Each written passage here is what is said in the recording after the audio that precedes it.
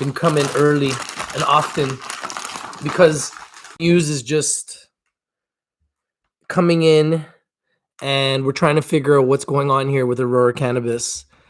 Since I left you, Market Watch has published an article that says Aurora Cannabis CEO Terry Booth is stepping down and company plans layoffs. Sources say this is not confirmed yet, but that is being written and published on Market Watch, essentially saying that Terry Booth, Aurora Cannabis CEO, is planning to step down. Aurora Cannabis Inc. Chief Executive Terry Booth is stepping down, and the company is planning a round of layoffs.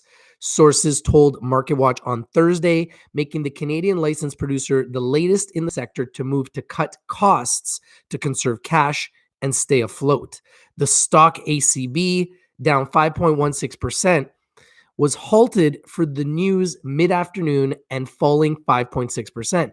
Now, the thing is, on TradingView, they're actually at $2.01 post-market. So it looks like they moved up a little bit. I hear people telling me that they're trading. I've heard some reports that say that they've been up as much as 4% after this halt, that they started to trade again. There's all kinds of different sources that are swirling with different ideas and opinions about what's happening right now with Aurora Cannabis. But there's a report now saying that Chief Executive Officer, CEO Terry Booth is stepping down and the company is planning a round of layoffs. Sources have told Market Watch on Thursday. Booth will remain a strategic advisor to the board, while Executive Chairman Michael Singer takes on the role of interim CEO, according to the sources. So these sources are pretty deep. They even have an interim CEO named. So this must be a pretty strong source. The news comes less than 2 months after the company announced the departure of Chief Commercial Officer Cam Bately, the man widely viewed as the face of the company. Aurora is the most widely held stock on Robinhood, has lost 74% of its value in the last 12 months. Just unacceptable for a CEO to lose 74% of your value in 12 months. After repeatedly failing to meet its own financial targets. Suicide. What they did was suicide. Analyst downgrades a controversial convertible bond exchange that has highly dilutive for shareholders, and reports of insider selling have further weighed on sentiment. Jefferies analyst Owen Bennett downgraded the stock to hold from buy after Bately's departure and said the company has lost the trust of investors after repeatedly promising one course of action and then immediately choosing another. Like its rivals, Aurora has struggled to become profitable following a rocky rollout for legal cannabis in Canada, with red tape hampering the creation of a network of retail stores and allowing the black market to thrive. With companies unable to get their products to customers, revenue numbers have disappointed investors, and cash piles have dwindled, forcing companies into some desperate measures to raise capital. Many have resorted to measures such as the sale and leaseback of real estate, or have canceled or revised terms of previously agreed deals. The job cuts news comes just days after rival Tilray Inc. said it was laying off 10% of its workforce, a move that Bennett welcomed on Thursday. Both companies have a relatively cloudy path to profitability right now, very large operational footprints, a history of aggressive investments,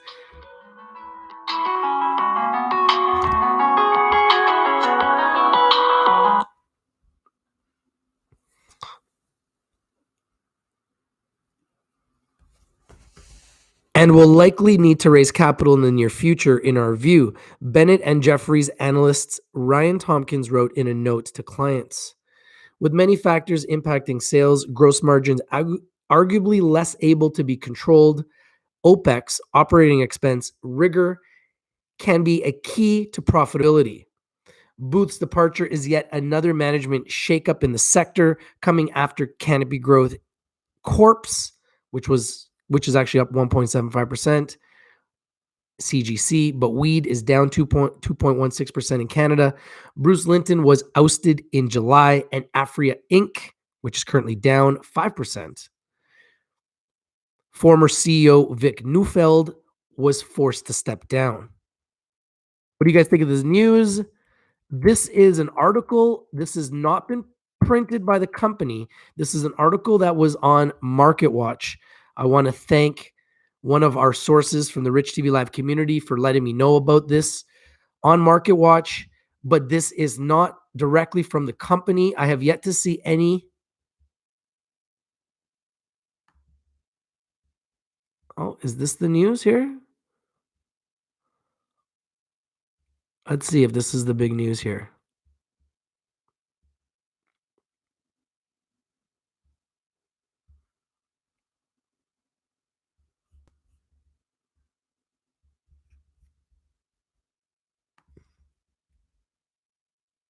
This is it. This is the news. It's breaking news, guys. Here it is. We have the news. Breaking news. We have the breaking news, guys. You ready? Here we go.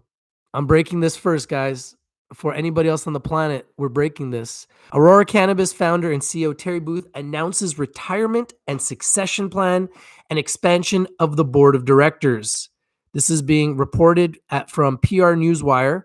From Aurora Cannabis announces retirement and succession, board of directors expansion, and business transformation plan. Executive Chairman Michael Singer has been appointed interim CEO effective immediately. Search for permanent successor underway. So they are looking for a permanent successor, but there is an interim executive chairman, Michael Singer, who has been appointed the interim CEO. 2 new independent directors to join the board for a total of 10 directors, including 7 independents. Announces comprehensive transformation plan to significantly reduce the company's expense base, rationalize capital expenditures, and better align its balance sheet with current market conditions. Secures credit facility amendments that remove EBITDA ratio covenants and provide additional flexibility, financial flexibility as Aurora executes transformation plan. Company provides select unaudited preliminary fiscal Q2 2020 financial results and updated outlook. Aurora to host conference call at 5 p.m. Eastern time. Wow. That's in 7 minutes. Okay. All right. Where's this call? Where is this call? This is crazy, guys. This is absolutely nuts. I'm going to try to dial into this call. Let's see if I can find out where this call is. Here it is. All right. Let's dial in. Let's do this. We're doing this live, folks, and interactive. Let's go. This is like the Wild Wild West. Yeah, this is happening in 6 minutes. Wow. Okay.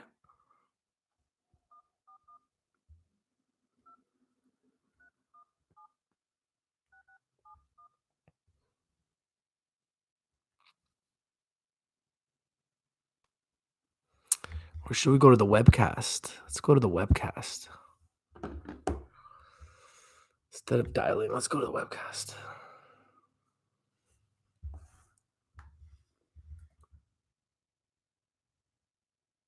Oh, that was quick. Press release comes out and boom.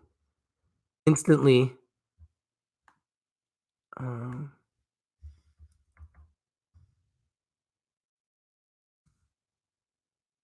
Press release comes out and instantly there's a conference call that's happening in 5 minutes. Like, this is nuts. Like, things are moving fast. Are you guys keeping up with me here? Because we're live. Yo, guys, smash that like button so everybody can hear this because we're about to go live. Here it is. You guys ready for this? You guys ready?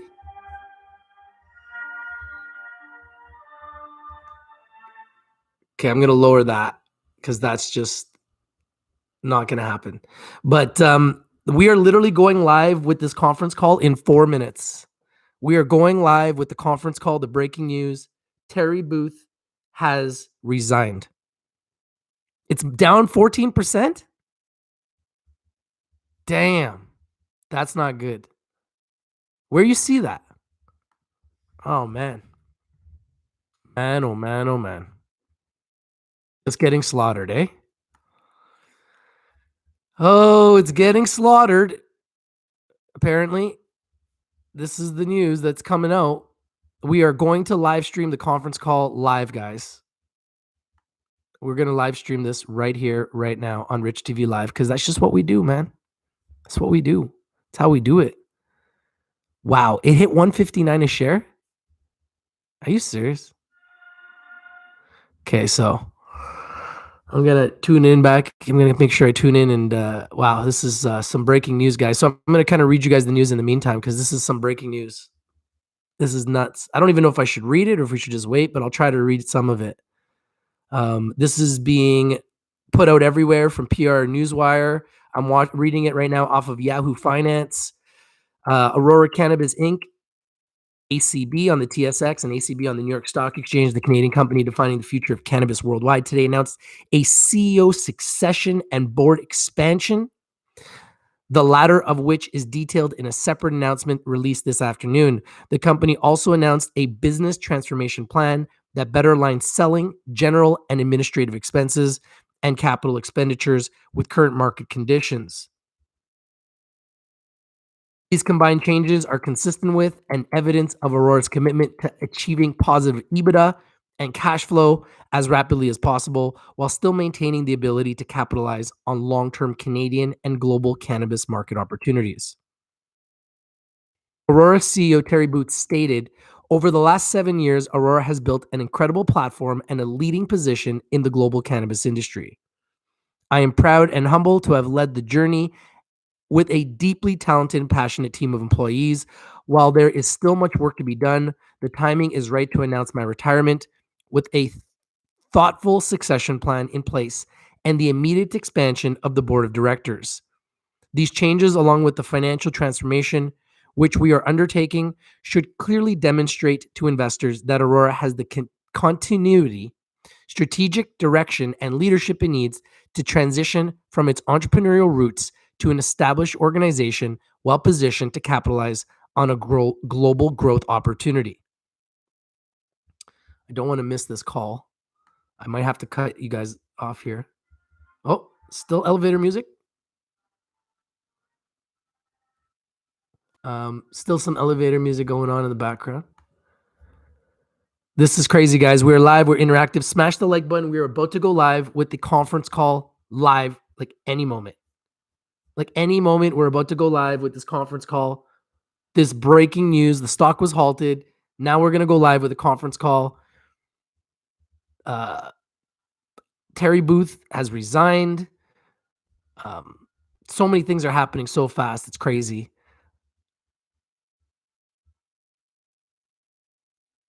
As interim CEO, effective immediately, Booth continued. As part of the succession plan, I will become a senior strategic advisor to the board and remain a director. Additionally, we're welcoming new independent members, Lance Friedman and Michael Detzlifson, who bring a wealth of strategic and hands-on consumer products industry experience to the organization.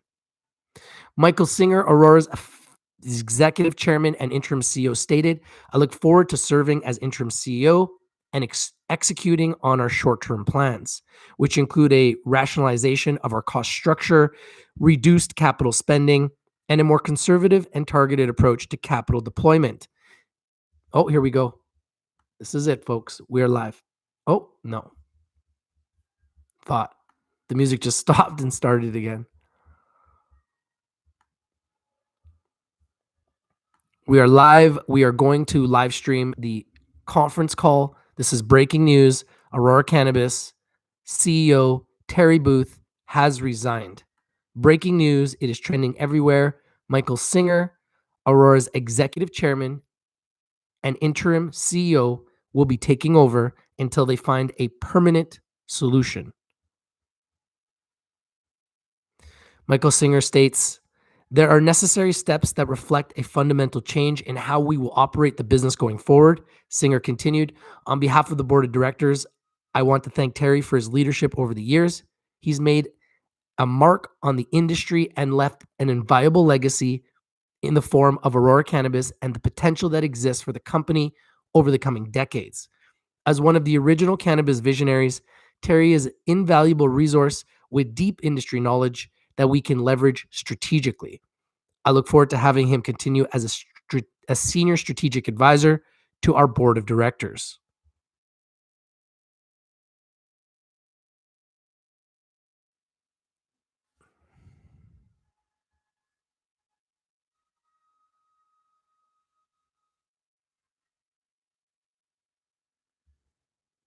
We're going to be breaking down the financial transformation and capital position, capital expenditures,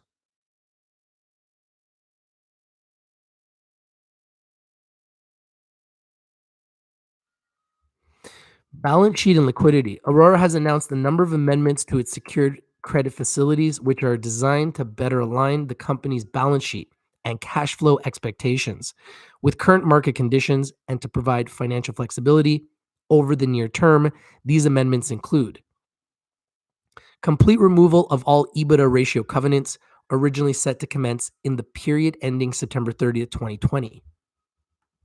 Complete removal of fixed charge coverage ratio covenant. Adjustment of the total funded debt to equity covenant to 0.20 at 1, commencing in fiscal third quarter 2020, and 0.25 by 1 currently. Reduction of the total facility size availability by 141.5 million. Introduction of a new minimum liquidity covenant of 35 million. The introduction of a covenant requiring Aurora to achieve positive EBITDA thresholds, bringing in fiscal Q1 2021 that the company believes are consistent with today's announced changes.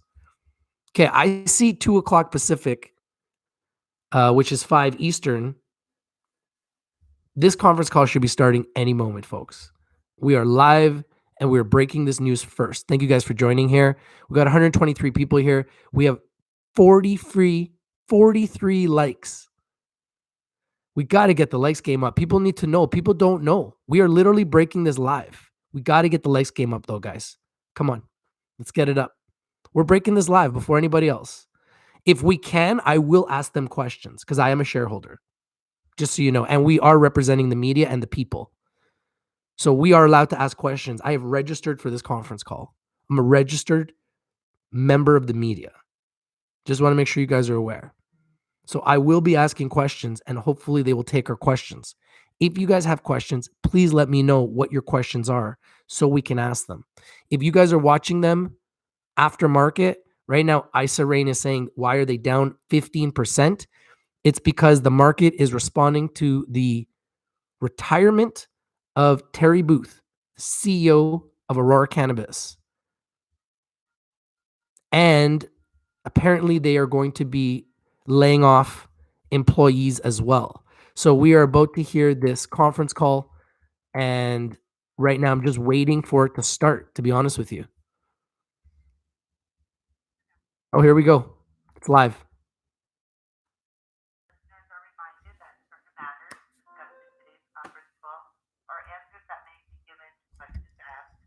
Constitute forward-looking statements that are subject to risks and uncertainties relating to Aurora's future financial or business performance.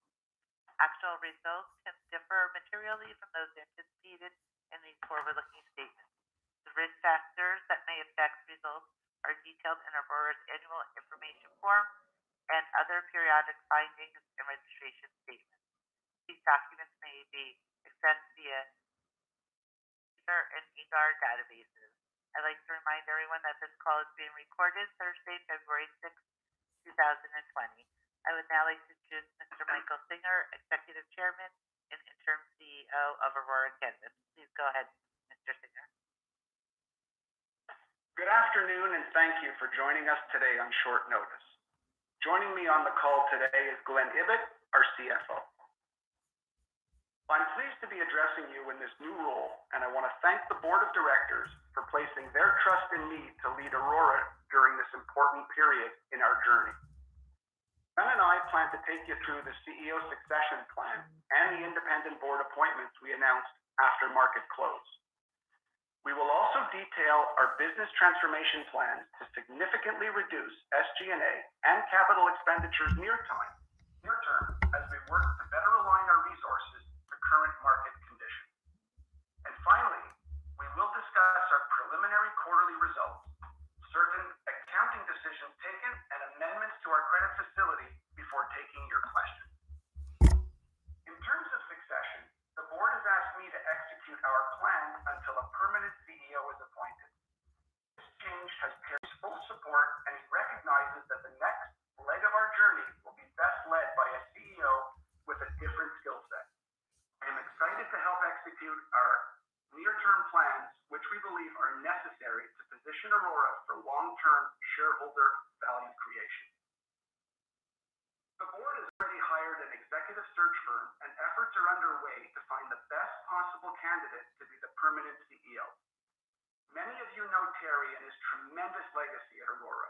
Terry deserves an immense amount of credit as an icon and visionary in the cannabis industry, and for building what we believe is the world's leading cannabis company.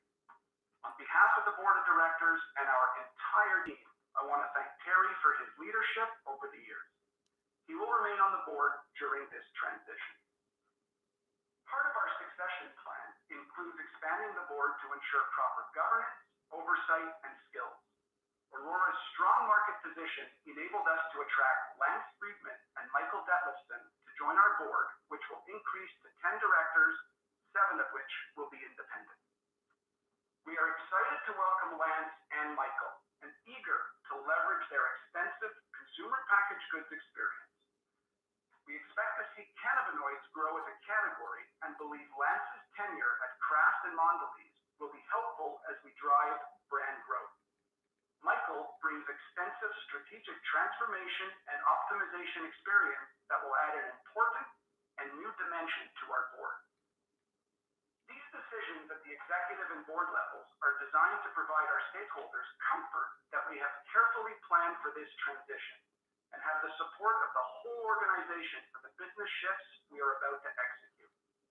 It is important for our investors to know that these changes represent the start of a fundamental change in focus for Aurora as we look to generate sustainable, profitable growth, which is even more important in the context of our business rationalization. As you know, we have been building Aurora to capitalize on a global opportunity, which meant investing in infrastructure and people and allocating capital to projects around the world. We remain firmly of the opinion that a tremendous global opportunity still exists, but Aurora needs to rationalize the business today and drive as quickly as we can to generating positive cash flow. Consequently, we intend to significantly reduce SG&A and capital spending and have taken a hard look at our balance sheet. While Glenn will provide more details on each of these items, as a whole, we believe they will dramatically improve our P&L even on our current revenue run rate and should result in an improved balance sheet. We believe they will also help us conserve cash near term, which should result in a balance sheet that better reflects the environment today. Speaking of the market, let's start with Canada. We believe Canada is a solid market with lots of potential, but one that will take time to develop. We have discussed most recently in our Q1 call in November of last year that the Canadian cannabis industry has been facing a number of headwinds, including slow rollout of retail stores in key provinces, changes to inventory and purchasing patterns of the provincial distributors, and changing consumer preferences in the dried flower segment. All of these challenges have persisted into our fiscal Q2 and are largely still headwinds today.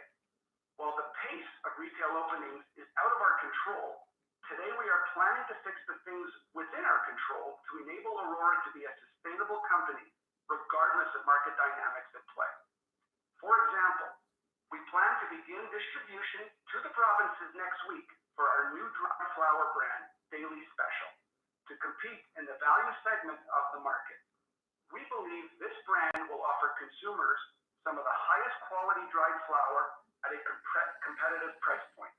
However, we believe the most impactful actions we can take are those that reset our cost structure, which will allow us to thrive under any market condition. The international opportunity is also developing, and we believe we are uniquely positioned to capitalize on it over time. We recently announced EU Gnb Certification has been received at our third facility in Bradford, known as Aurora River, and that we've resumed sales into Germany after a short pause due to a regulatory process. We believe the international opportunity is as exciting as the opportunity we see in Canada. However, similar to what we're experiencing in Canada, the market evolution in countries like Germany is progressing slower than we or the industry had previously expected. There is tremendous potential, and we're prudently allocating the right level of resources to enable us to capture it today. And this will allow us to better capitalize and take advantage of the long-term international opportunity from a position of strength in the future. So, in summary, we believe our succession plan, expansion of the board, and the rationalization of our business will make Aurora much stronger and more focused than ever before. We believe these are the right moves at the right time and put our shareholders in the best position for value creation. At this point, let me turn the call over to Glenn. Thank you, Michael, and good evening, everyone. Let me first begin with an overview of the cost rationalization initiatives we announced in our press release this evening. To better align our business with the current cannabis market conditions in Canada, we are making transformational changes to our expenses and cash requirements, including plans for significant decreases in SG&A expenses and a reduction in capital investments. These changes will help improve our balance sheet and, importantly, support our focus on creating a sustainable platform for long-term growth. We view this opportunity not only as a reset of our company, but quite frankly, also as a reset of our relationship with investors and the broader capital markets.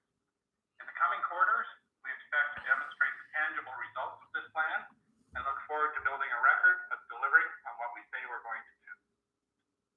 Focusing on SG&A, we now plan to manage the business to an SG&A range of $40 to $45 million per quarter, which we expect to achieve as we exit our fiscal Q4 2020. Clearly, this represents a substantial decrease from our Q2 unaudited preliminary SG&A range of $98 to $108 million. To achieve this, management will focus the business on its core operations in the Canadian consumer market, the Canadian medical market, and established international medical markets. We will also continue to pursue our U.S. strategy in a manner that is consistent with the financial discipline we are outlining here today. Part of our planned operational changes, we are eliminating almost 500 full-time equivalent positions across most departments and locations. Mainly focused on corporate staff, where we are reducing approximately 25% of existing positions. This was an incredibly difficult decision and not one taken lightly, but it is a critical step in our plan to put Aurora on a near-term path to profitability. Both Michael and I would like to take this opportunity to thank the impacted employees for their dedicated service to Aurora. Severance and other one-time charges related to these cost reductions are expected to be approximately $2 to $4 million and have been incurred across both our fiscal second and third quarters of this year. In addition to the staffing reductions, we are also restructuring spending plans on information technology projects, sales and marketing initiatives, contractors and professional services, and other non-revenue generating third-party costs. An important part of this initiative is to instill a culture of financial discipline across all of our operations. As such, we believe there may be further opportunity to reduce the complexity of our organization and find additional medium-term cost efficiencies. Over the last several weeks, our leadership team has done an extensive evaluation of our existing capital projects and made difficult decisions with respect to either continuing or ratcheting back further investment in each. In terms of capital expenditures, for the second half of our fiscal 2020, we expect to reduce the level to below $100 million. This compares to the almost $225 million in the first half of 2020. To be clear, this reduction reduction in our capital investment does not mean we don't intend to grow, but it does mean that generally we believe our assets today are sufficient to supply the Canadian market for the foreseeable future. Future capital allocation decisions will be scrutinized first and foremost through a lens of optimizing near-term investor returns. Once we have established and proven our ability to generate cash flow, we will be in a better position to evaluate projects that are more strategic in nature, but always through the lens of profitability and return on investment. As our press release outlined, today we're also announcing amendments to our secured credit facilities, which we believe will better align the company's balance sheet and cash flow expectations with current market conditions. We believe the amendments will also give us much greater financial flexibility and provide clarity for our investors as it relates to the stability of our balance sheet and the timeline to being EBITDA positive. I'd like to thank our banking partners for the continued strong support of the company. The amendments include the complete removal of all EBITDA ratio covenants, which has originally been set to commence in the period ending September 30th, 2020. The complete removal of the fixed charge coverage ratio covenant. An adjustment of the total funded debt to equity covenant 2.2 to 1, commencing in our fiscal third quarter 2020 from the 0.25 to 1 that had been put in place till now. Also, a reduction of the total facility size available by $142 million, which includes canceling facility D, which have been tagged for the full Aurora Sun project, and use of the restricted cash of $45 million to pay down the facility D term debt. So currently outstanding on the secured debt following the facility C pay down is $162 million. Also, there's an introduction of a new minimum liquidity covenant of $35 million. And finally, there's the introduction of a covenant requiring Aurora to achieve positive EBITDA thresholds beginning in fiscal Q1 2021 that we believe are consistent with today's announced changes. These thresholds are mid-single digits for the first couple of quarters of fiscal 2021, increasing in the back half to a total of $51 million of positive EBITDA cumulative for the entire fiscal 2021 year. We've also announced today that we've undertaken a thorough review of business operations and current public market valuations, and have concluded that certain of our assets and goodwill values as at December 31st, 2019 warranted revaluation and adjustment. Therefore, when we report our second quarter next week, we will record impairment on certain intangible assets and property, plant, and equipment in the range of $190 to $225 million, and will write down goodwill in the range of $740 to $775 million. The good news is that following these non-cash charges, we believe we have a much more conservative balance sheet and will remain compliant with our revised total debt to equity covenant. The impaired assets are primarily associated with our operations in South America and Denmark, where the markets are taking much longer to develop than we had originally anticipated. This is important to note that our core Canadian cannabis assets are not impacted by these non-cash charges. It indicates that the long-term opportunity for Aurora remains very compelling, despite a slower than anticipated rate of industry growth near term. We also believe our approach to rationalizing the business and conservatively improving our balance sheet positions Aurora in a more stable position for sustainable growth going forward. Finally, I would like to take a moment to talk about how all of these changes will help to address our liquidity position. As at December 31st, 2019, our consolidated cash position was $156 million, excluding $45 million of restricted cash. We have utilized our at-the-market financing program and have raised gross proceeds of $325 million in our 2020 fiscal year to date, and have approximately $200 million remaining under that facility. Our announced reduction in CapEx and SG&A here should provide comfort to investors that we are laser focused on the health of our balance sheet, and that our plan is to generate cash from our cannabis operations as soon as possible. We expect that utilization of the remaining ATM capacity will be sufficient to fund operations and remaining capital expenditures to the point where positive EBITDA and free cash flow are achieved. I'd now like to review certain unaudited approximately $62 to $66 million net of excise record provisions for returns, price reductions, and future provisions of approximately $12 million. Almost all of this provision relates to products that were sold in the previous quarter, for the most part, in the first half of calendar 2019. Therefore, net cannabis revenue, after giving effect to these offsets, are expected to be between $50 and $54 million. These revenue results reflect consistency in our Canadian medical revenues, a decrease in international revenues for the short-term German supply interruption, and much lower bulk sales. It is worth noting that Aurora's consumer cannabis revenues reflect modest quarter-over-quarter growth prior to applying these offsetting return and price reduction allowances.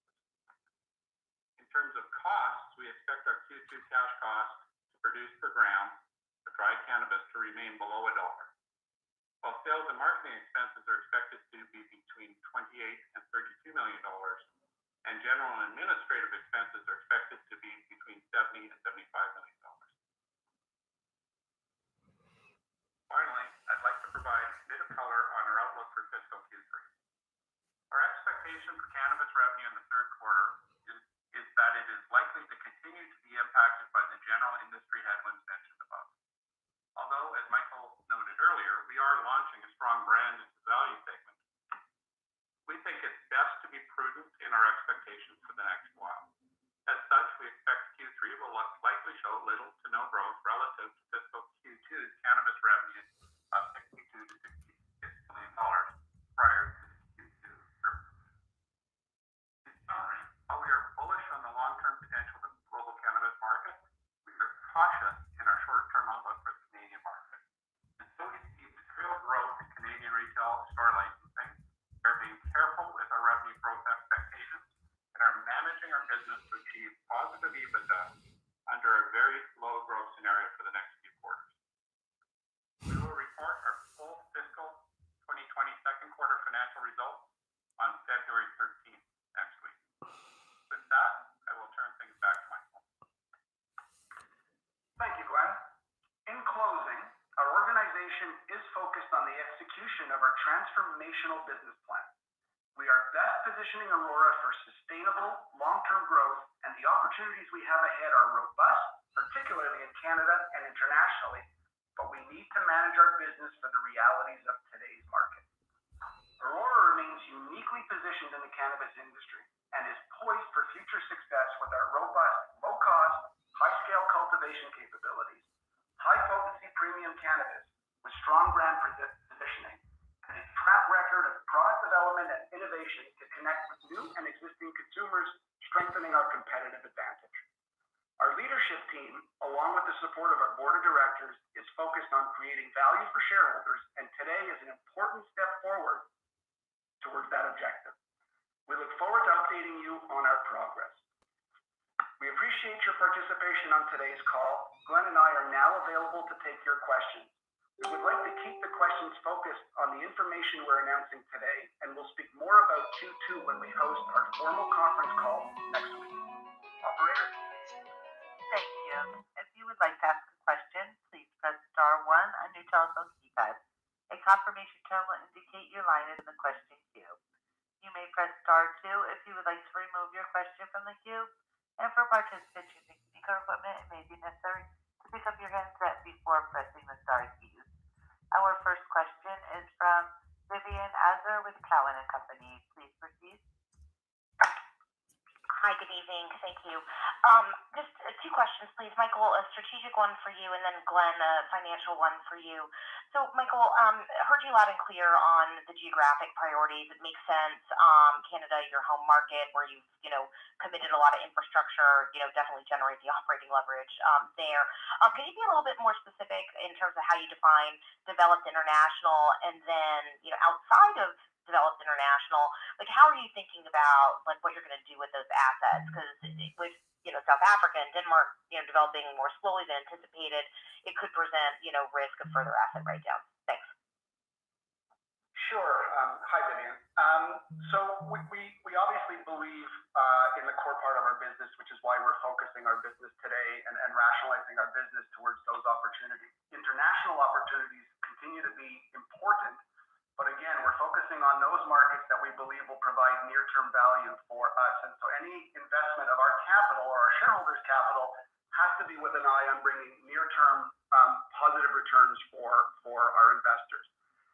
In additional markets that, like you say, we may have certain assets. Part of the write-downs today that we've taken are certainly with regards to our Latin American operation. It's not to say that we don't believe in those markets and the potential in the future. It's just that we're taking a pause, and until we see that demand significantly increase, we're certainly taking a view of focusing again more on our core business and key international markets where we see the initial return, and less focused on those new market opportunities until that global demand picks up. So Vivian and Glenn, I'm just going to jump in quickly to respond to one thing you mentioned there. We've tried to be very conservative. The write-downs that you've seen are taking pretty much most of the book value off for, say, the South American and Danish assets. So as we've gone through this exercise of looking at our balance sheet, we've really tried to be prudent, I think, in looking at forecasts over the next number of years, regionally, in Canada, et cetera, with the eye to, I'm going to say, minimizing the likelihood of write-downs in the near future. But since we all know that this is a volatile market, we're not making promises, but that was part of our consideration was to err on the conservative side and not to be shy about taking an impairment where impairment was warranted. Thanks, Glenn and Michael. So that was really helpful. And then just Glenn, back to you. I guess it's actually two questions. I apologize. The price reductions and the future provisions. What products and the returns? What types of products does that apply to specifically, please? Yeah, it was the lower potency dried cannabis products for the most part. And Vivian, we've talked before. There was a lot of inventory put into the channels, mid 2019 by most of the LPs. And we saw just as we got towards the end of the year, and they're rationalizing, they're driving their inventories down. It was products like one of our strains called Banana Split that we're not producing anymore was a 14% THC, and it just wasn't selling. So we either offered price reductions to the provinces, which is reflected in the allowance, or took returns.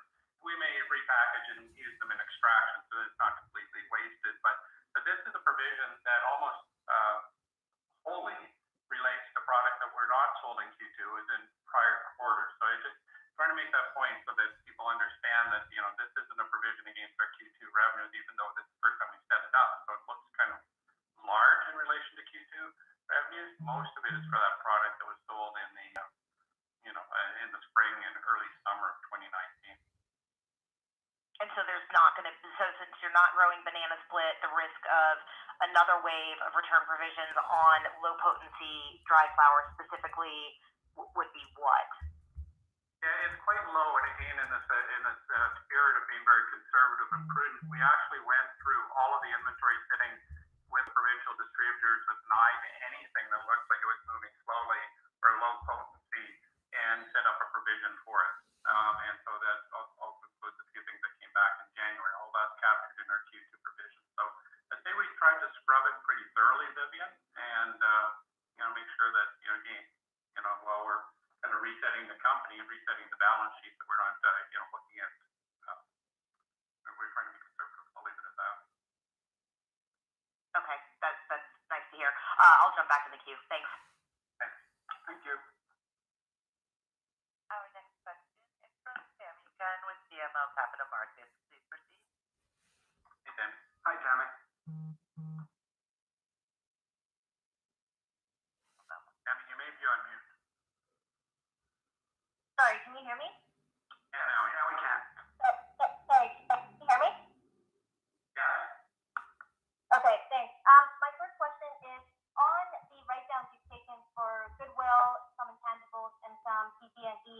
You said that most of it related to the international businesses.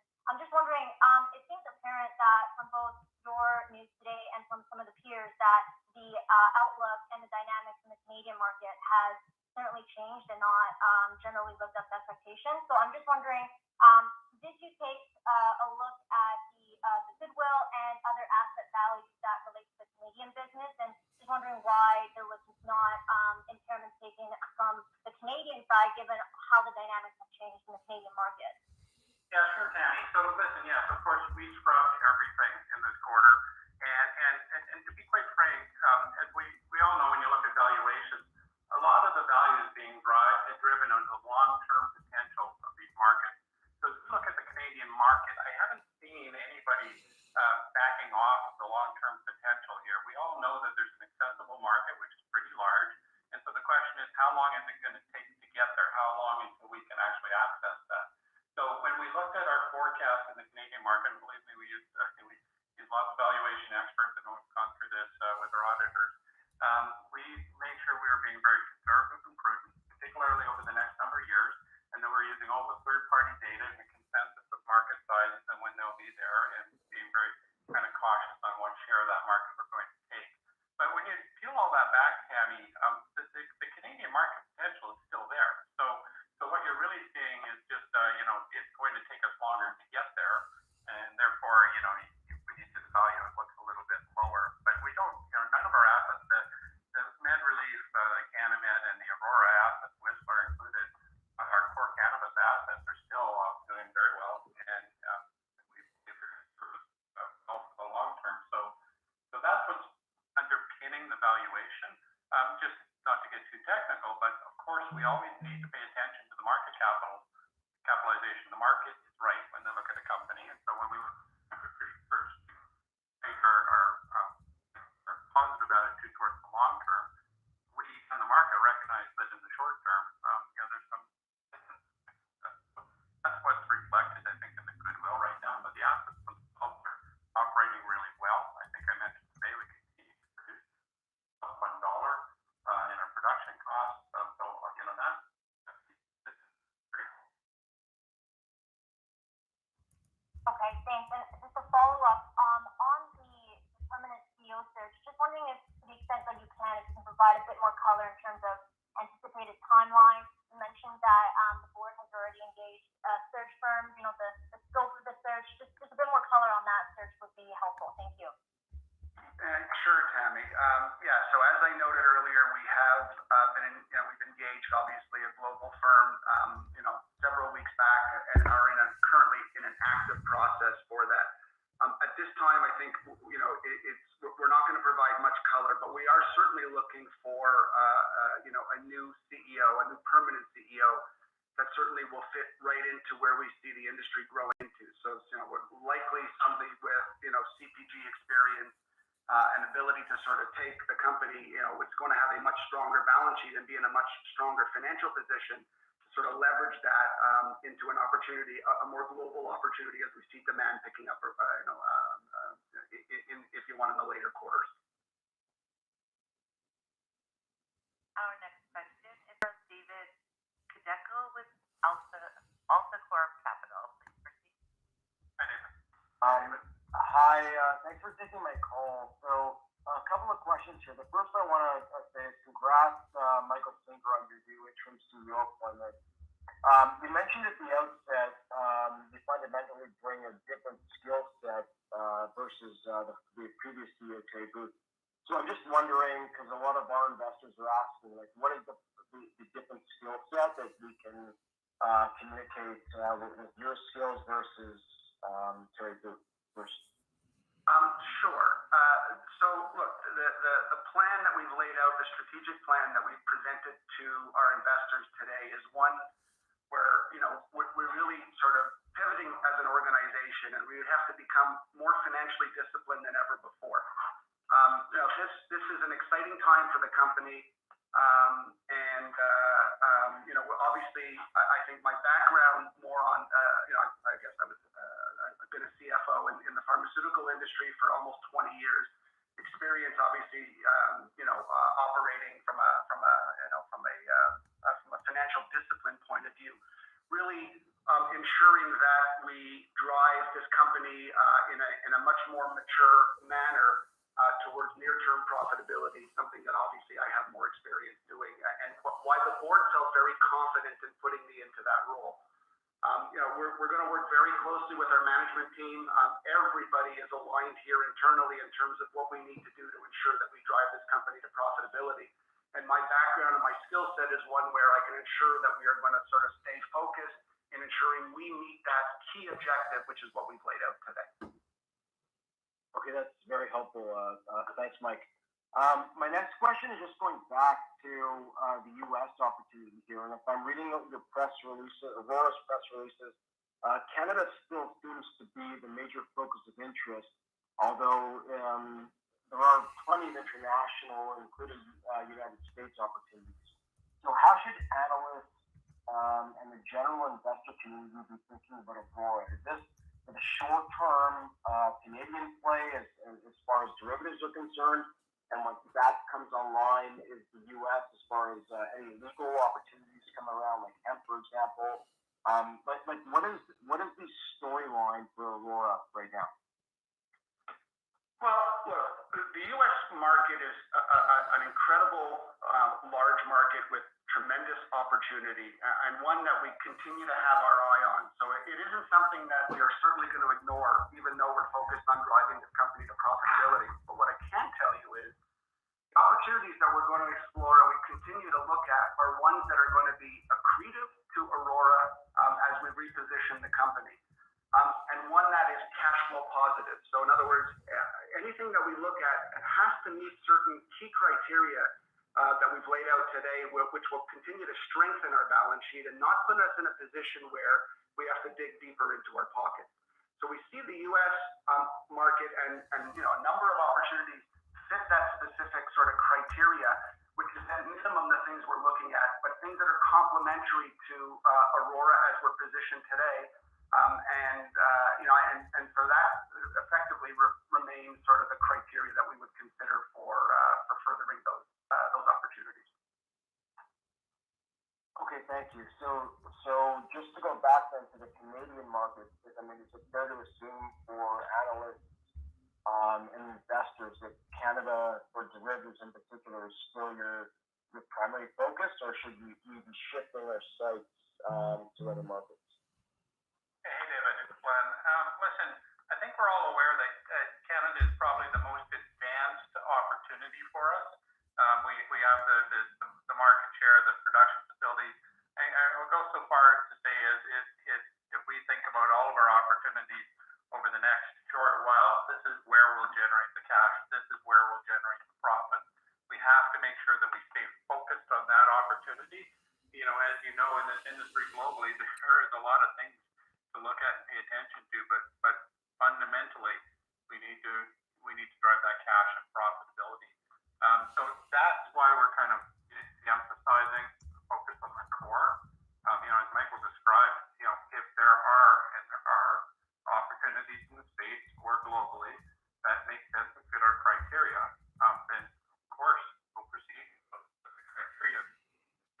Focus on financial discipline and returns, short-term returns. So, I think that's the way you should think about it. Don't read us, in our emphasis on Canada as thinking that we've stopped growing. What we're doing is focusing on this opportunity to generate cash and profit, and then making sure that we make decisions that are prudent use of our capital. Our next question is from Chris Carey with Bank of America Merrill Lynch. Please proceed. Hi, Chris. Hi, good evening. Can you hear me? Yeah. Yes, we can. Okay, thanks. And so I guess I'm just trying to square some numbers. So if I take your cash ex restricted last quarter of about 150 million, and you've got about 150 million this quarter, and you've issued about 260 million Canadian in stock under the if I look at the free cash burn this quarter and some of the initiatives that you're announcing are really going to be hitting in the fiscal Q4, and you've only got 200 million left on the ATM, it seems like cash is still going to be pretty tight. So maybe just help me plug the gap a little bit. Am I wrong on some of those numbers? I guess I'm just trying to get a sense of the cash bridge, and it still seems like things are going to be really lean into the fiscal year end. So that's my first question. Yep. exactly what you're trying to get at here. So, yeah, just to be clear, I mentioned CapEx of 100 million. That's meant over the second half, so that's like Q3 and Q4.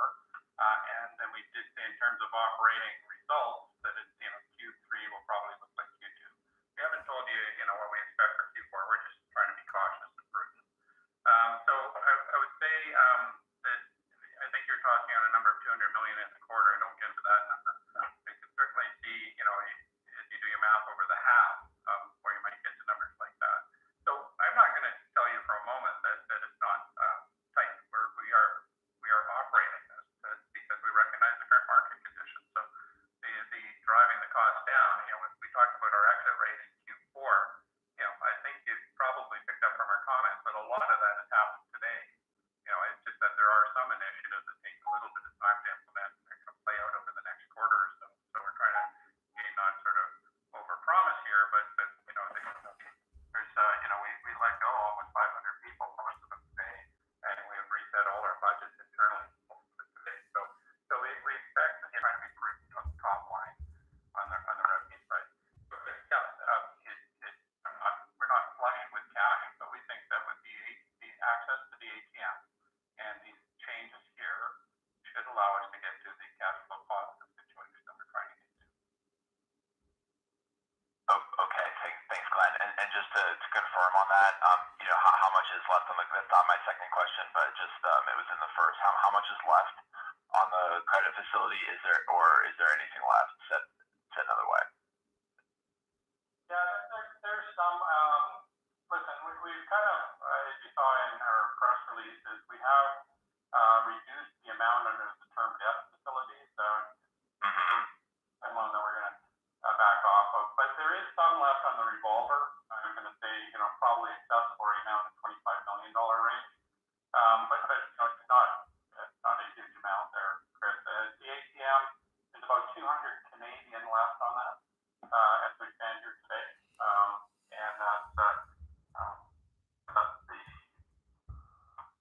basic sources of cash. And Chris, just to sort of, this is where this new mindset in our organization, this notion of financial discipline is really important, and why the board felt confident in offering me the opportunity to lead this initiative. We are going to be very, very diligent in ensuring that we're very careful about how we allocate resources, and any resource that we allocate has to provide that near-term return, or it's just not worth the investment today. There'll be a point in time where we can think a little differently about how we're allocating resources, but today it is really focused on driving exclusively this company to being cash flow positive, and we are confident that we have laid out a plan and have access to the funding gap that we need to get this company and to meet that objective. Our next question is from Michael Lavery with Piper Sandler. Please proceed. Thank you. Good evening. So when you talk about Canada Rec, Canada Medical, the established medical, and the U.S., I guess in terms of anything of any consequence, there's not much else, but how much in terms of costs would that long tail have had? Is that a real source of savings? More significant than it may seem? I hope I'm interpreting your question properly. There's a lot of complexity in our business, and that's really what we've been actively trying to reduce here. We have built the company over the last number of years with a lot of optionality, if you will, and basically trying to have our fingers in pretty much every pie, waiting to see, where the value in this industry would obviously be created. I think that's become, increasingly clear over the last year or so. Certainly in the consumer market, for instance, the value brand or the value segment is really kind of basically the market's taking a hard turn to the value segment. You go up with good potent products at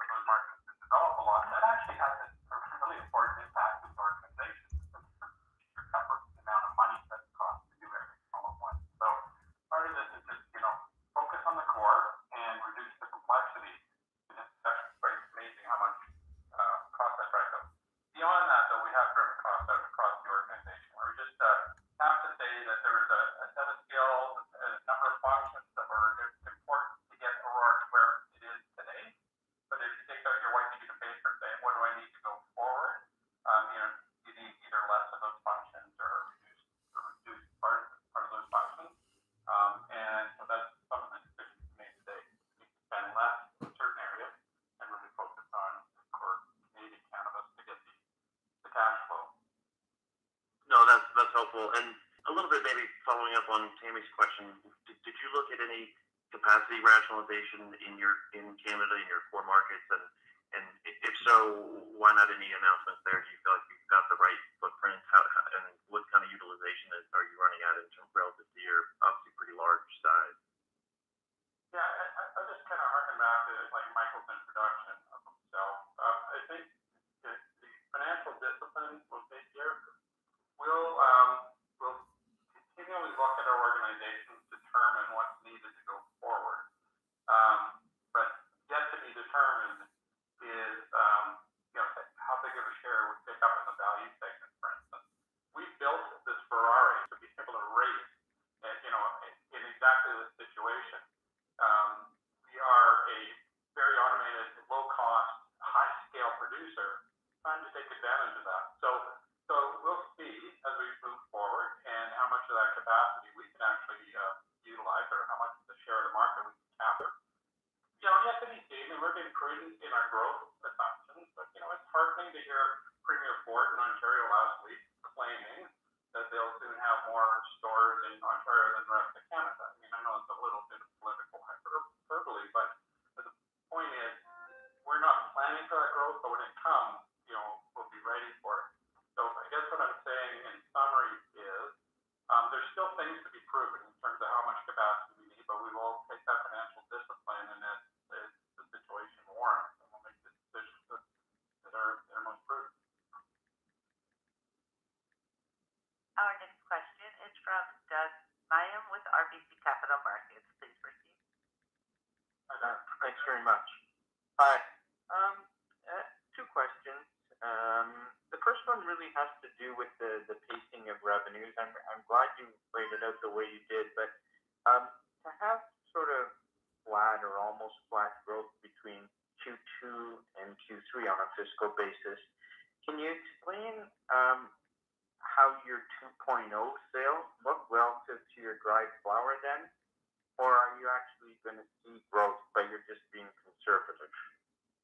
Yeah, Doug, listen, I think, by and large, we had a pretty good launch into 2.0. I mean, we were first into some of the markets, and it was great. A lot of our products seem to be well received.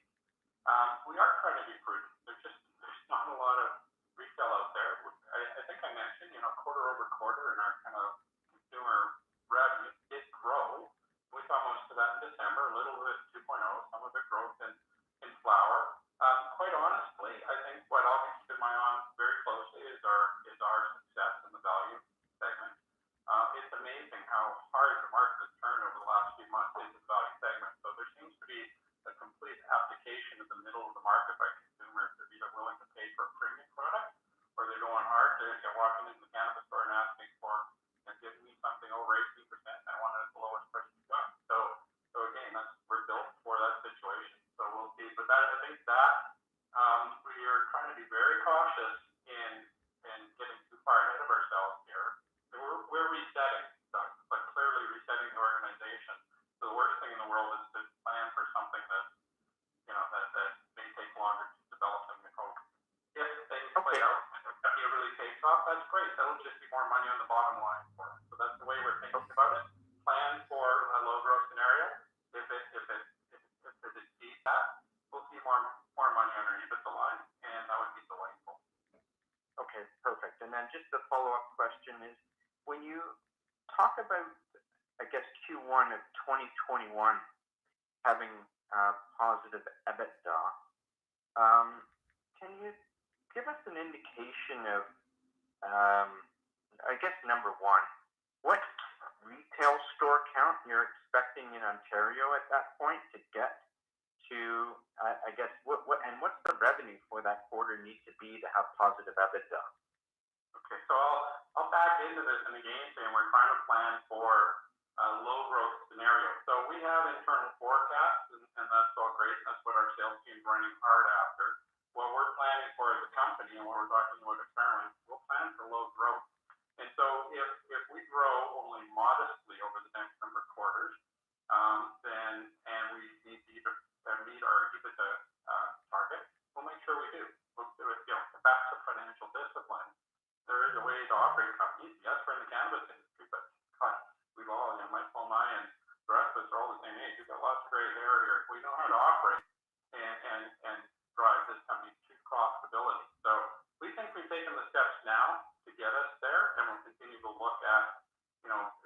reducing complexity. But it's not so much about revenue; it's about controlling the cost in the organization. And so we're quite comfortable with those EBITDA thresholds that I outlined too. Our next question is from Graham Krelinder with Ace Capital. Please proceed. Hi, Graham. Yeah, hi. Hi there. Thanks for taking my question. I guess that's a good follow-up in terms of the previous question that was asked. I just want to, as a housekeeping, make sure I heard that right. That the covenant on EBITDA for fiscal 2021, that's $51 million cumulative for the year. Is that correct? Yeah, it is, but it's 80% back end loaded. So I said mid single digits for Q1 and Q2, 5 and 5 for Q1 and Q2. So we basically say that's pretty modest. I have to say, our banking syndicate has been incredibly supportive. We had unanimous support on the changes we made to our debt agreement. And you can imagine, like, everybody's worried about the current market climate. They still believe in us, and they believe in what we're doing, and so they signed up for this. What they're just looking for is just, again, hold our kind of hands to the fire, as Michael says, and we're all aligned in the same objective. We will get to the deposit. They just want to see that progress. We'll start off modestly and then build up, and such that when the debt matures at the end of that term, we'll be flowing, cash flow positive, and then the maturity is not an issue. You're showing the bank positive. Yeah, I'll just add, Michael. I'll just add that the nice thing about our relationship with our banking syndicate is we found a very creative way to sort of match the new covenant to our strategic plan. It's consistent, which we're very confident in. And again, this drives to our notion of ensuring that financial discipline. We are going to keep a very close eye on that to ensure that we, at minimum, meet, and our objective would be to significantly beat those expectations. And that'll give, obviously, our banking syndicate confidence. But as you can see, by virtue of some of the changes we've made today with our lending syndicate, they're incredibly supportive of our story, and they're great partners, and they just want to effectively see us execute on the strategic plan, which is what Glenn and I are laser focused on. Yeah, okay, understood. And then just, I appreciate that commentary. And then as an area of follow-up, there was commentary about, I guess, the quarter-over-quarter changes in revenue, and there was a bit of a decrease in the revenue on the international side, mentioning particularly Germany. So I guess to follow up on the questions about the overall, taking a look at the international portfolio, you mentioned two specific jurisdictions here, but was there a discussion at all in terms of the German portfolio and what that could look like in terms of carrying value versus expectations, given that it's, the revenues from there have been a bit softer as of late? Yeah, interestingly, there isn't a lot of capital invested in Germany. We've got lots of folks over there. We kind of built that up from a fairly small operation over the last couple of years. So in terms of carrying value, it's not a significant issue for us. That's back online. I think we did mention, we had a bit of an interruption for regulatory process, but it's back online as of the end of January, and then we expect them to get back quickly to the rate they were at before and continue to grow from there. So, it's not the size of Canada by any means at all, but it is it's a healthy place to be in Europe, and we're going to continue to support them. So, there isn't any particular concerns there other than just this short interruption. Our next question is from Matt Bottomley with Canaccord Genuity. Please proceed. Hi, Matt. How you guys doing? Just wanted to follow up a little more on the impairment charges that are going to be recorded. So just in that range of 740 to 775, can you give us any more color on how much, whether it's purchase price allocation or actual capex invested, has gone into South America and Denmark in relation to the quantum of that write-off? Yeah, I'll just touch this briefly, and then, honestly, we've got a full conference call next week. We can go into lots of detail on, as you would like, on our Q2. We're trying to give you some highlights here. But, South America, you remember that we bought a company called ICC a year and a bit ago, and that was, we issued shares worth at that time over $200 million. Obviously, we didn't say the number of shares would be worth significantly less. So, anyways, of value, and which was attributed mainly to licenses and some extraction capacity there. We, as Michael said, we still think that there's an opportunity there. You see a medical market being established in Brazil, but we're being cautious. We just want to make sure that we see it develop and understand it completely before we get too far ahead of ourselves. So the impairment there was mainly around writing down the value of the licenses. In Denmark, we had basically wrote down our Nordic Sky facility that we have several of the second facility. We have some of the construction for the whole one, and we'll wait until we actually see the beauty of capacity before we ever look at restarting that. So, that was written down a little bit to kind of a market value for what we constructed. So that's what's going on. Got it. Thanks. So maybe just a quick follow-up just on the search for new leadership here. Is there any other roles or anything on sort of the corporate side or strategic side that will be included outside of just the CEO position? You guys have had a number of C-suite changes as of late with Neil and Cam and now Terry. So I'm just wondering if there's a broader search going for other strategic things that the companies might be looking at, or is this just isolated to the next CEO? So thank you. Yeah, no, it is just isolated to finding a new permanent CEO. What I can tell you, and I think I alluded to this earlier, is we've got I think a tremendous executive team, and our team are completely unified here in terms of our strategy going forward, and everybody is going to be keenly focused on ensuring we meet this objective. I think this is a great team to be able to sort of bring in a new CEO, and I think we've got a talented team and a skill set that will be able to surround that new CEO with the knowledge of our industry and certainly the knowledge of Aurora, so that we give our new CEO, he or she, when she does join or he joins our company, the ability to really sort of take off, immediately from the time that individual starts.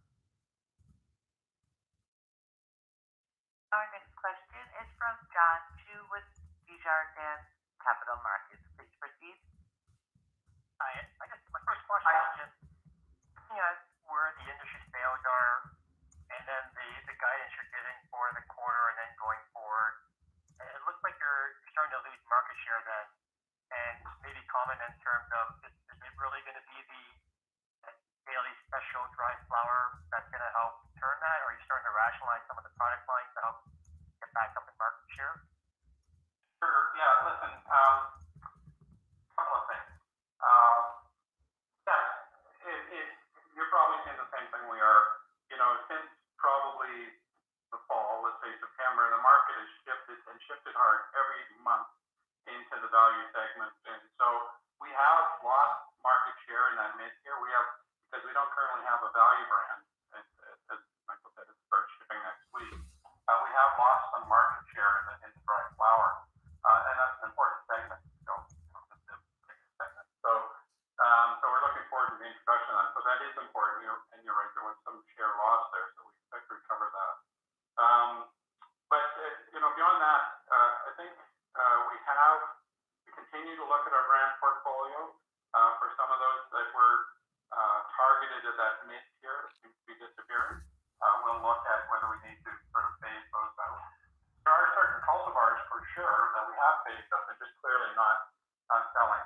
I should tell you though, like we have continuing progress at some of our major facilities like Sky, where month over month to get even better potency of the product, very reliable, high potency products, which gives us a lot of confidence to launch in the value brand that we can deliver those 18% or higher potencies that the consumers are looking for from THC, and given the scale and the low cost production, be able to do it at a very compelling price point while still having very healthy margins for Aurora. So I don't want to tap dance around it. Like without the value brand, we're losing some share, but I think we're optimistic that we'll see some recovery over the next 12 months.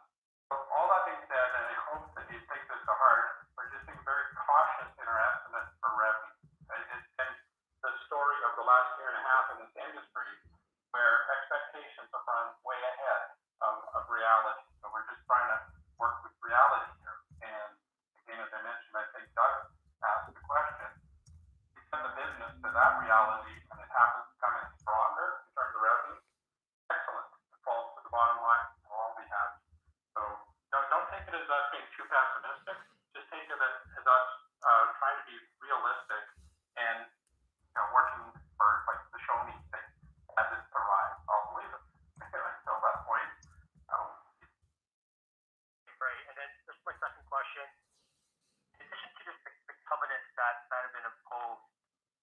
actually any restrictions to whether or not you can actually go into the U.S. or internationally above and beyond the covenants that are placed by the syndicate?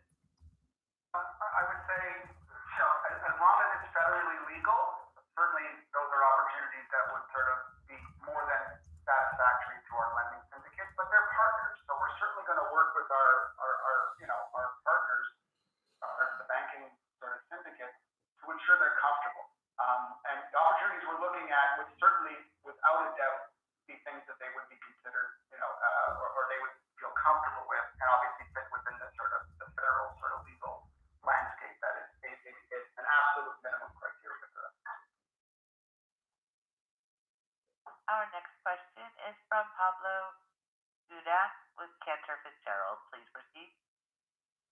My question is actually going to be top line related. I mean, I appreciate everything you've said about the cost rationalization and the CapEx cutback. So number one, the fact that the market is moving into value in the case of flower, what does that say and bode for 2.0 products, right? Because derivatives obviously are more expensive, and most of us had expected the industry to get a lift from 2.0. But given the shift in the consumer to value, does that mean that 2.0 really won't be that big a deal for the industry? I have a follow-up, but if you can answer that first. Yeah. So yeah, I apologize if I haven't been clear on this. When I've been talking about the value, I've been talking about the flower. No, I understand.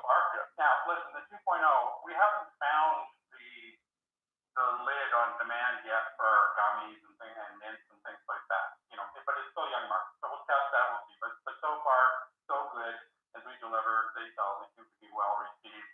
But I would think that over time you would see similar sort of sentiment even in the 2.0 products.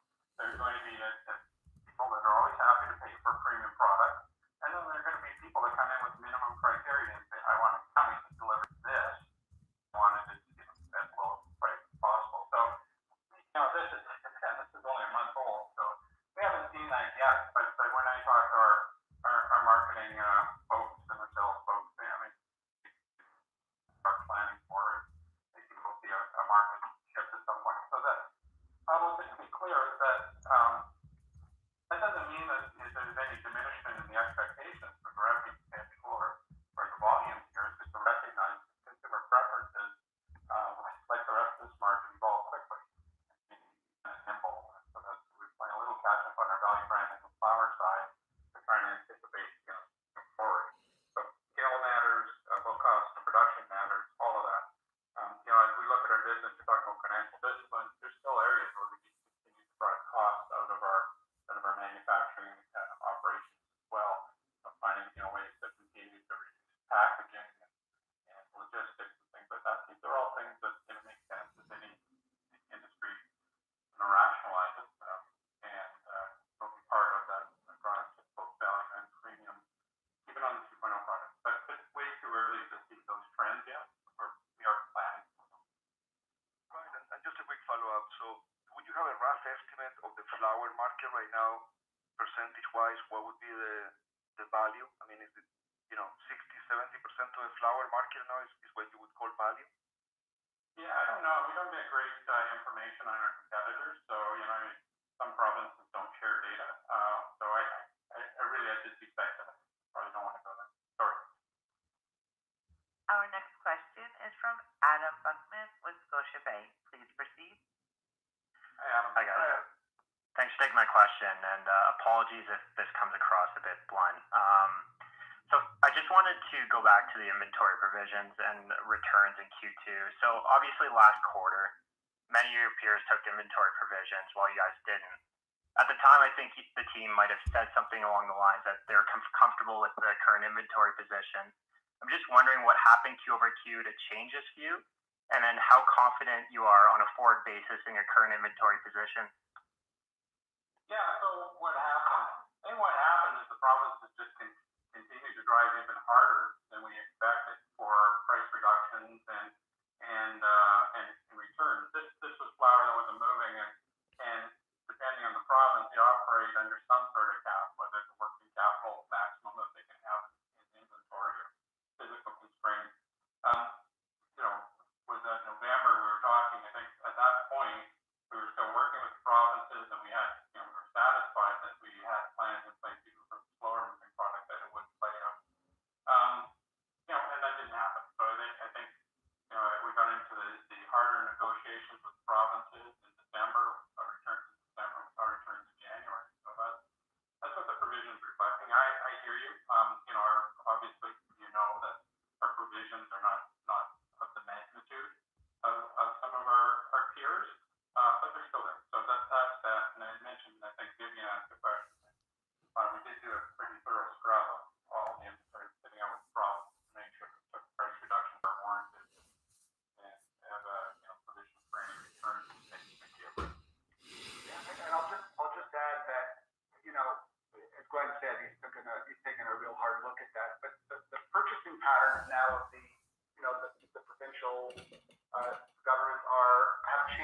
dramatically. And so they're no longer purchasing, and buying significant inventory, so months of inventory. They're actually buying more frequently. And so that actually reduces the risk of, product that's going to be sitting on their shelves. There's almost very minimum order quantity. Those are moving, and then of course they then reorder. So the likelihood, I think across the industry, you're not going to see the level of returns that have probably popped up over the last couple of quarters just because of the way the provinces are now purchasing from the licensed producers. Okay, that's great color. Thanks. So secondly, just on the value strategy. So again, like obviously a couple of your peers started to launch value brands in November and December. So I'm just kind of wondering what sort of steps you had to go through to get a value brand out there and why it wasn't launched earlier, just in a reaction to your peers. Yeah, I mean, I'm not going to get into too much stuff. I mean, we want to launch a product that is going to be well received by the consumers. I mean, consistent potency and not making too wide a claim in terms of potency. You can make a claim that says it's somewhere between 14 and 22% on your label, and we weren't doing that at all. And I mentioned just a short while ago, we're seeing just a very consistent level of potency in some of our larger in particular. So, two things. One, I'm going to be completely honest, it probably took us a month or two to really see the trend and to react to it. And then we actually had to get a little bit of go through a process with Health Canada in terms of approval. That's a list with the province. So actually, process-wise, took a little bit longer. So I'm going to say that is an area that we could have done better in terms of how quickly we got to market. But I will say I'm really eager to see it next week. You're cautious on this call, but I am quite excited about where we're pricing this thing. I think it's gonna, from our analysis of those that launched in the late fall in October, November, if you price this right with the right potency, you have to go pretty nice share real quickly. So we'll see. But I hope I'm being as transparent as I can. Our next question is from Chris Blake with Larkin Capital Securities. Please proceed. Good afternoon, guys. I just wanted to follow up with on the balance sheet with respect to, you mentioned earlier in the call about having limited cash balances going forward and access to it. Do you have any sense of any, in terms of asset sales, any potential on that or excess land that you can utilize to shore up your balance sheet a little further?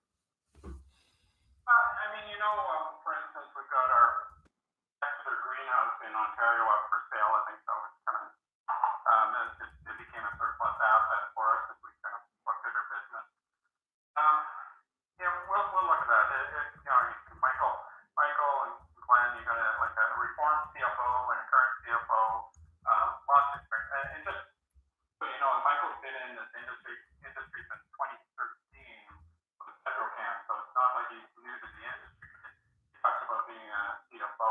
I'll say he's a reformed CFO, but is one of the early guys in the industry. So on the industry experience, you guys have a whole financial mind to look at this. So of course, we'll come through, and as we talked about reducing the complexity of the business, we'll look for any opportunities for non-dilutive sources of cash. So I think that's helpful. And just lastly, in your commentary with respect to the introduction of a new minimum liquidity covenant of 35 million, can I assume is that a 35 million restricted cash, the definition of the minimum liquidity covenant? Or is that working capital? Well, it is cash, but it's not.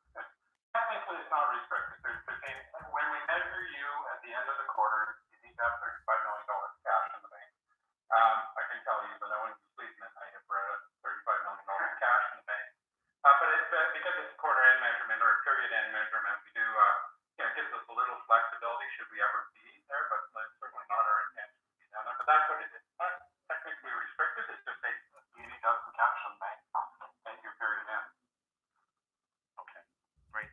That's it for me. Most of my questions have been answered. Thanks. Thank you. Our next question is from Glenn Matson with Ladenburg Thalmann. Please proceed. Hi, thanks. Most of my questions have been answered already, but curious, on the ATM, that's still kind of overhanging a little bit. Investors don't necessarily love love when ATMs are hanging out there. So can you talk about kind of, is that something you intend to tap when necessary, or is that something you intend to tap immediately and as quickly as possible? And then lastly, I'll just add, the last thing I ask is that, have you looked at any private placements, strategic investors? Is there any discussions going on with potential investor on that kind of front? Thanks. Yeah, so let me be clear. We're talking about the ATM because we want you to think in your model that we're going to use that ATM. We've got 200 million Canadian there. Chris was asking a little bit earlier, I think was Chris asking about kind of how do we close the funding gap. We're trying to be very transparent here. We expect to use most of that ATM. So it's fun. Don't look at it as an overhang. Look at it as a part of our plan to fund the cash flow.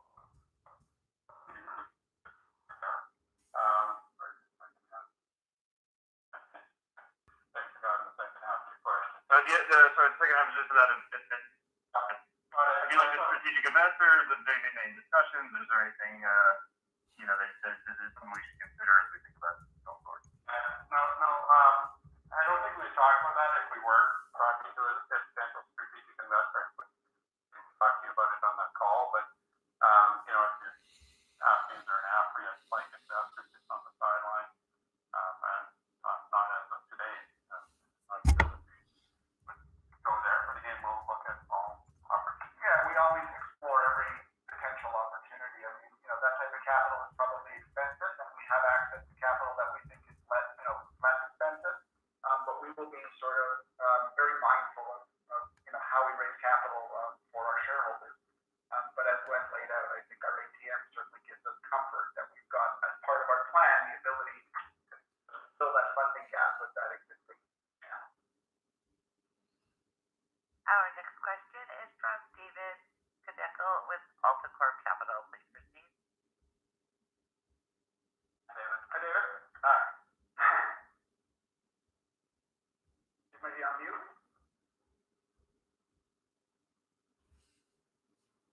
Jeff, if you have your line muted, please. Not hearing anything, David? Oh, hello. Sorry. Hi. Just wondering, based on all the analysts' comments that we've heard so far, is there any other way? I'm just thinking more high level here. How does the market want to hear about Aurora, and what is their core competency here? Is it Canada? Is it international? Is it U.S.? What is Aurora's position on this? Well, so what's our core competency? I mean, obviously our ability to produce, high quality, low cost cannabis based on our Skylight facilities, which was the vision Terry's had from day one. So that is a massive competitive advantage, and frankly, a key component to working off of as a platform.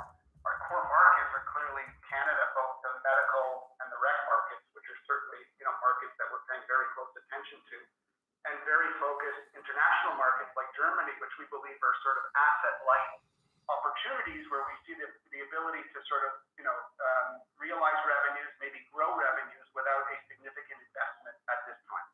Yeah, so David, just to expand quickly on Michael's comment about Terry's vision, purpose-built, low-cost, highly automated, high-scale facilities. So with our EU Gnb certification of our process, so it's got over 30,000 kilograms a year of capacity for export. Plus, we've got all the capacity for the Canadian market. So when you think of core competency, think about the ability to deliver great quality cannabis and extracted or derivative products at a very low cost. And I think that's fundamentally what puts Cannabis into instead what we want to focus on generating cash flow from.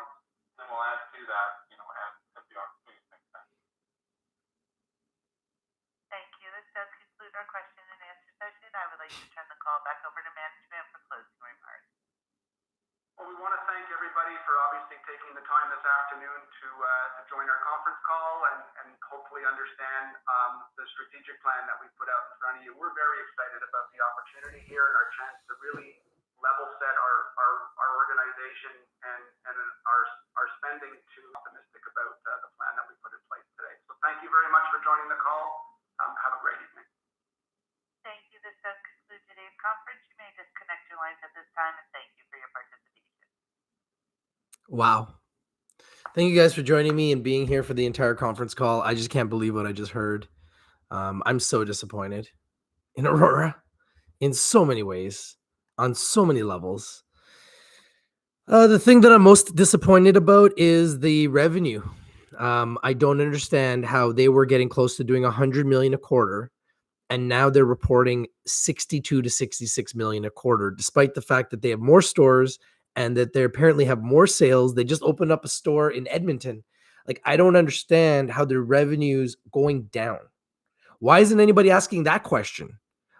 Why is your revenue going down? You're opening up more stores. You should have more revenue. How does that make sense? Something's not right with Aurora, guys. Straight up. I'm being honest. I'm a shareholder. Something's not right. So there's a reason why they're cleaning house. There's a reason why the revenue went up and then it's been coming down. And there's definitely something they're not telling us. Straight up. I'm saying this as a shareholder who is unhappy, unsatisfied with where this company's going. And I just heard a conference call filled with a bunch of guys that don't sound very confident that they're going to be able to make money and are saying the same things over and over, that they're being strapped by Health Canada. That's what it sounded like to me. I don't know. Did you guys hear that conference call? Did you guys just hear that conference call? That conference call did not make me confident. That conference call did not make me confident at all. I'm just like mind boggled about what I just heard. I know Terry Booth is gone. I think that that's actually a good thing. So there's a check mark there. But you're going to have slow revenue growth over the next 2 quarters. Did I hear that correctly? Yeah, that sucks. So yeah, forget me thinking about even buying Aurora anytime soon. And I'm a shareholder, but I'll always buy more if I like it, if I think it's going to skyrocket. But based on this conference call, I don't think the stock's going higher. And that's scary as an investor. I just don't understand what's going on with the revenue. Firing Terry Booth when the stock is down 74% in a year, you're going to lose your job. The CEO's job as the CEO of a publicly traded company, because you're public, so the shareholders are the people. The people own in your company. Your modus operandi as the CEO of a publicly traded company is to build shareholder equity, to create shareholder value. I was on the phone today with some of the guys that are the key guys behind Huge, FSD Pharma. I know them.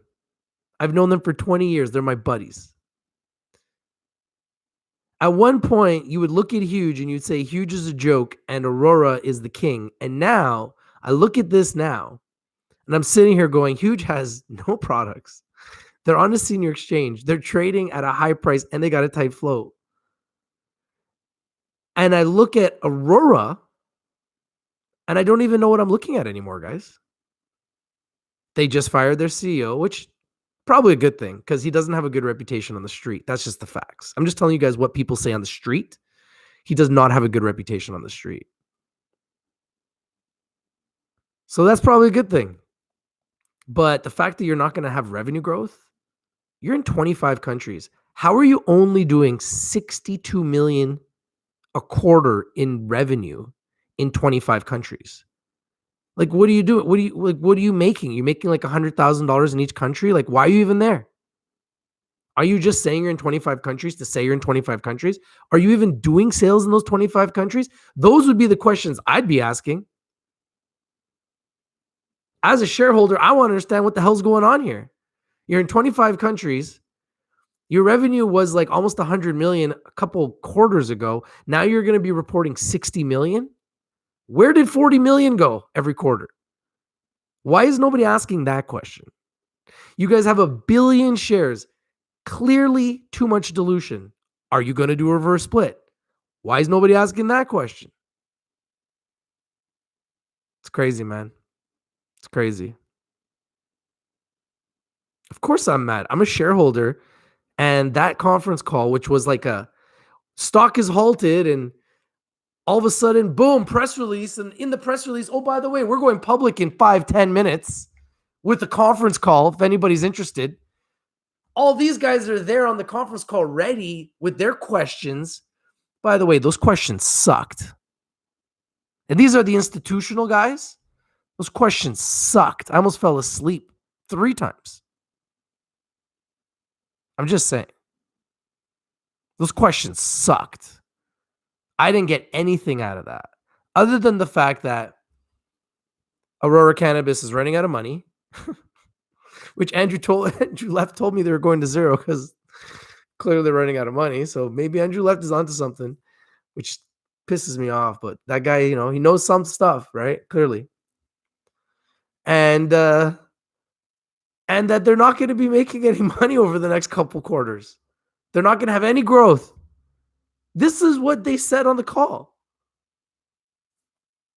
Like, you do a conference call to tell us you're not going to have any growth? What the hell? So I'm troubled. I'm troubled by what I just heard. I'm trying to digest it. I'll probably have to listen to it again. But I didn't really hear anything positive. You're in 25 countries. You're doing $62 million a year in business. $62 million a quarter in business, or $66 million a quarter in business. Despite the fact that a few quarters ago, you did almost $100 million. How is your revenue going down? Explain that to me. I want to know that. I honestly want to know that. How does your revenue go down? That's what I want to know. That's the number one thing that I'm trying to figure out. Franco says, wow, over 12% down after hours. It will go to over 20% tomorrow. Yeah, that conference call sucked. That was a weak conference call. That was a weak-ass conference call. They don't sound confident, guys. And as a shareholder, I don't feel good about it. My stomach's kind of turning about what I just heard. The Stevening says operating costs and probably embezzling. Yeah, I don't know. I don't know what the answer is. Ray Wong says edibles been selling out. I'm confused, right? They opened up a new store in Edmonton. Huge store. They're opening up and selling products everywhere. Cannabis 2.0 is rolling out. Everything is selling out. And your revenue is going down.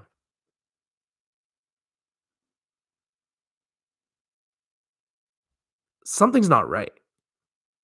Like, something's not right with ACB that they're not telling us. There's a reason why Cam is gone. There's a reason why Terry's gone. And honestly, I think this is going to go to $1, guys. I'm sorry. I don't want to say it, but that conference call sucked. It sucked. I'm just being real with you guys. That conference call sucked. These guys are just clueless. Yeah, I feel sick. That conference call sucked. Did anybody here think that conference call was good? Because I thought that conference call sucked. Ray Wong says, Mike Singer is shady as hell. I don't know the man. I'm just disappointed with that conference call. That did not motivate me at all to go out and buy Aurora Cannabis.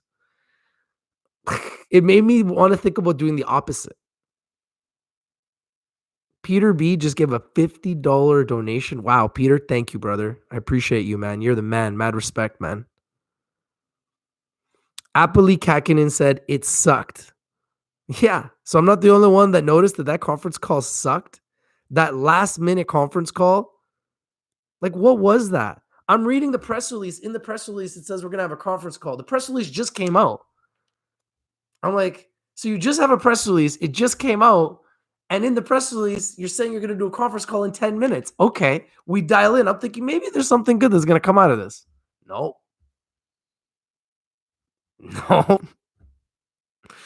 No, we're going to have slow growth over the next couple quarters. Okay. That's not good. Like, what? William Lozon says, I caught the end of the call that came out of left field. It was I feel like I'm in like some type of the Matrix, but it's like I'm in some type of a Matrix, but it's like the Twilight Zone Matrix. I'm in the Twilight Zone. And the cannabis sector has put me here. And this is why I've diversified, guys. And I've been telling you guys to diversify because like this is just nuts. This is nuts. Derek Owen says, I'm just going to stay live with you guys and we're going to talk about this as long as I can, but I got to go take my son to a soccer tryout for the Whitecaps, the Vancouver Whitecaps, the local professional club. Derek Owen says they are more broke than they are announcing. Stop construction, sold a facility, now laying off 10%. I think it was 15% of their employees. They said on the call they laid off 500 employees out of 3,400. That's crazy. Derek Owen says they're broke right now. Yeah, clearly. When they asked about their money, there was a lot of quiet. It was like you could hear like a pin drop when they asked about their money. They don't sound very confident about their money. And Terry Booth, just not too long ago, was sounding extremely confident about his money. I don't think he really understood his financial situation. Or maybe he did and he was just trying to fake it until he made it. I don't know. I don't have all the answers. I'm just kind of mind boggled by where these guys have come from like 6 months ago. 6 months ago, they were at like what, $10? Now they're just falling and it just looks like there's no end in sight. So clearly there had to be a fall guy and Terry's the fall guy and we get it. William Lozon says, Rich, I messaged Terry. I got a reply. If you provide an email, I can send you a screenshot. Yeah, my email is richtvlive@gmail.com. Please send it.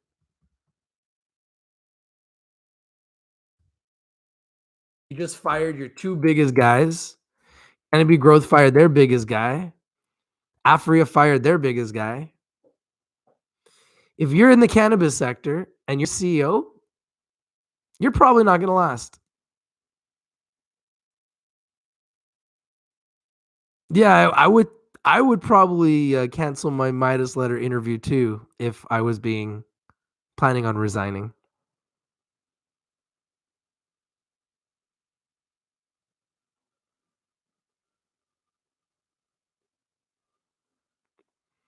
It's crazy. I can't believe what I'm hearing. I can't believe what I'm seeing. I'm trying to digest that conference call, which today has been weird. First, they halt the stock. Nobody knows why. Word starts spreading around quickly. And I got to give it up to Jason Spedafora, the Wolf of Weed Street. He called it. He said that Terry was stepping down. And I was like, I don't know if he's stepping down. I heard that they're going to have layoffs. Well, it looks like we were both right because they did announce layoffs and they announced that Terry's stepping down. So we were both kind of right. But yeah, crazy. And then they have a press release. And in the press release, they're like, oh, yeah, we're having a conference call in 10 minutes. So I joined the conference call live. And here we are.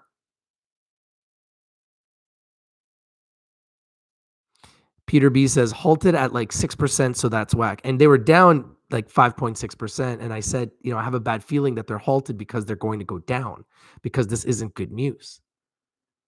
And I had a feeling because Bloomberg announced yesterday that there was going to be layoffs, that this was about the layoffs. Not only was it about the layoffs, it was about the layoffs and Terry Booth being fired. So then one of our members messaged me and says, Terry Booth is being fired. There's an article on Market Watch. And I went to Market Watch and I saw the article and I was like, wow. So I started coming live. I started talking about that article. Then I saw the press release came out, read the press release. The press release said there would be a conference call like 10 minutes later. I dialed in the conference call and bam, here we are. We listened to the entire conference call. It's been almost 2 hours live. And now here we are still talking about it. And I still just can't believe what I just heard. Oh man. This cannabis sector, man. This cannabis sector is nuts, man. It's crazy. I honestly don't even know what to think right now. So What do you guys think? Richie Rich says it's a soap opera. Yeah, man. It's crazy. I'm kind of at a loss for words. I just couldn't believe how unconfident those guys sounded.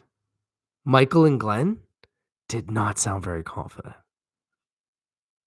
And that worries me because as a leader myself, in many different situations in my life,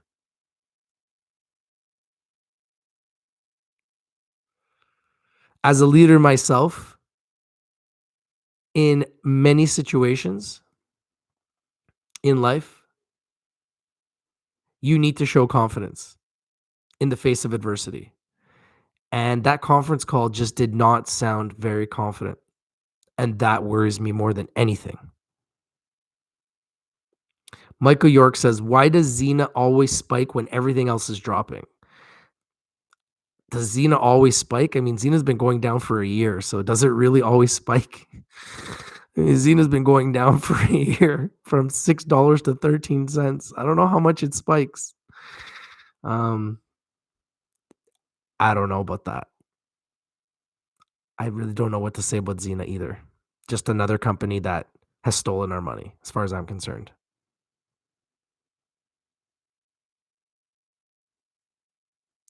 Mark Curie says, hey, Rich, just wondering, when was your last year at Humber? My daughter was there taking radio broadcasting. 1999. 1999. Humber College North. If you talk to her about me and she was in my class, she'll know me. Guaranteed.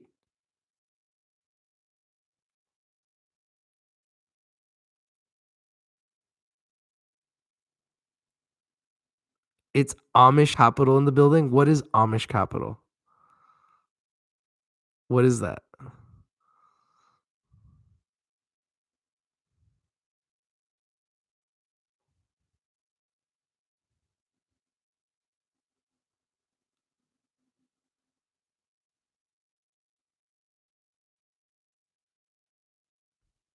Okay, Anthony, if that's you, tell me, what type of shoes do you got?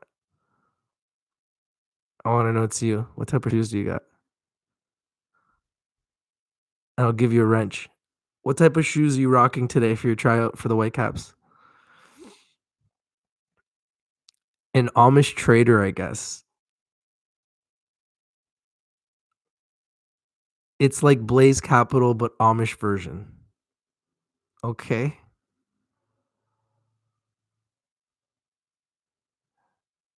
Yeah, no. Why are you pretending to be my son? Why would you pretend to be my son?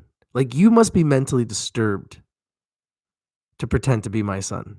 Like, only the most. Oh. Oh.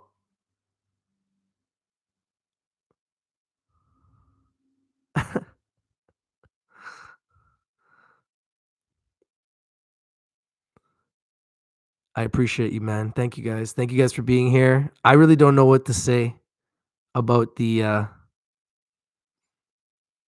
Amish grow all of Aurora's weed. Well, I don't know what to say, man. I don't know what to say.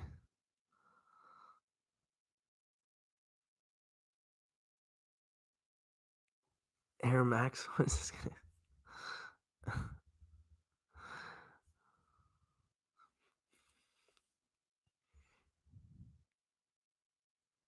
CR7 Portuguese cleats. All right. I'll add you as a moderator.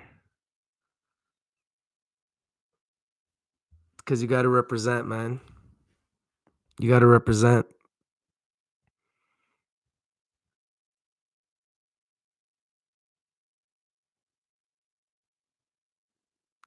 I'm a shareholder of Aurora. I'm just an unhappy shareholder.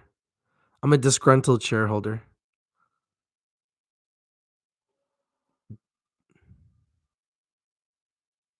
Ray Wong says, Terry just going to be out and not say anything. I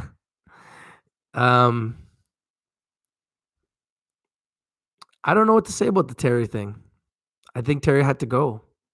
You know, I don't know if you guys have heard. I'm not going to say it, but you guys can say it. Have you guys heard the rumors on the street about Terry Booth?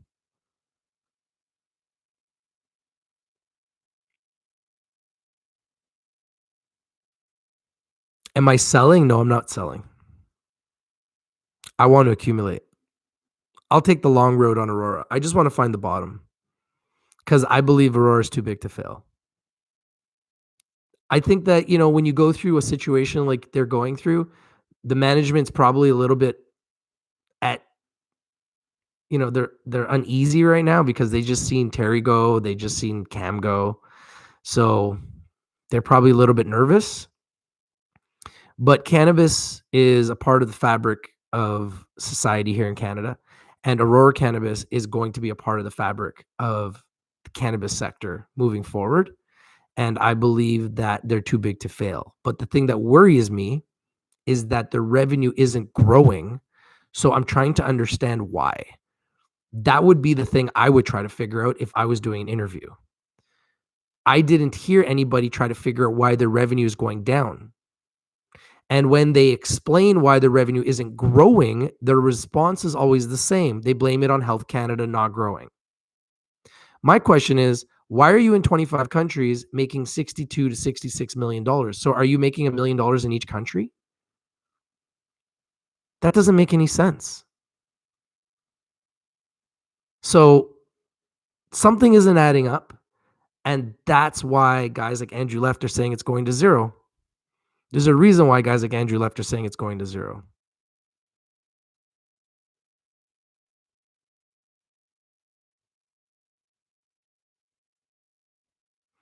What are the rumors with Terry? I'm not going to say it, but you guys can say it.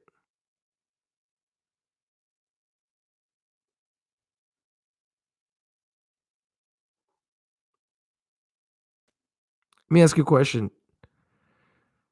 What have you guys heard?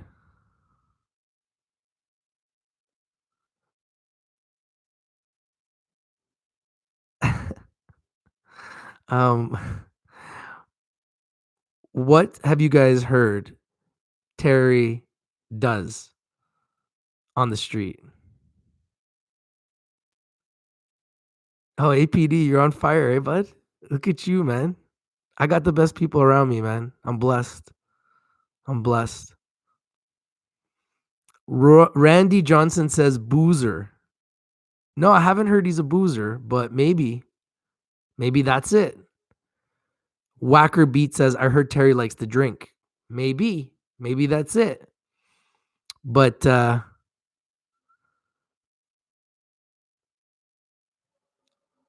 Rain says he hookah for booze.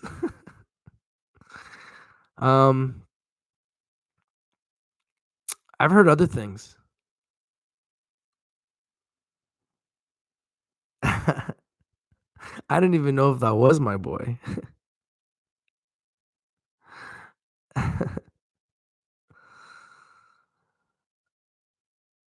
Anthony Rice says crack. I don't know. Can't say for sure, but I'll read your guys' thoughts.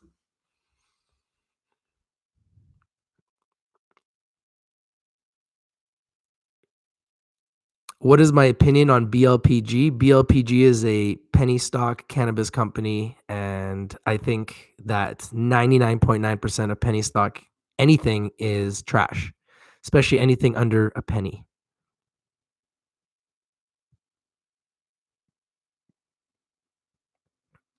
Hey, man, that's why I'm speaking to you in code, bro, because I have to make sure, because I can't just give a wrench to just anybody, because everybody wants a wrench in here, but only the few will get the wrench.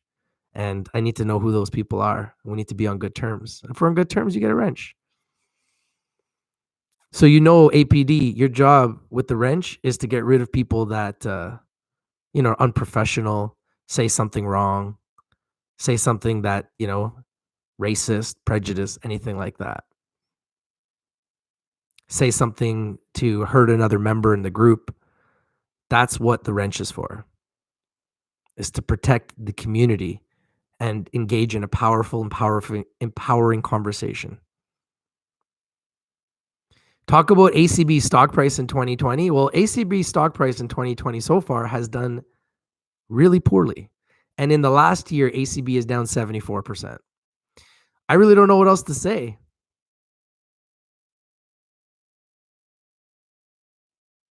So Amish Capital, are you here to try to recruit people from our channel? Is that why you're here? APD. Do you come in here to try to recruit people for your channel? Is that how you grow your channel? Is that your strategy? Trying to eat off my plate?